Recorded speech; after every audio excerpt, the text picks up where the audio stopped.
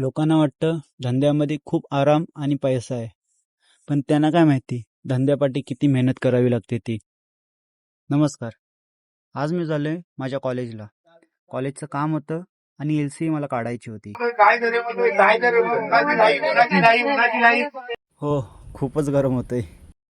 कॉलेजला आलो आणि डॉक्युमेंट फिल केले. आल्या आल्या 23,242 चा फटका लागला.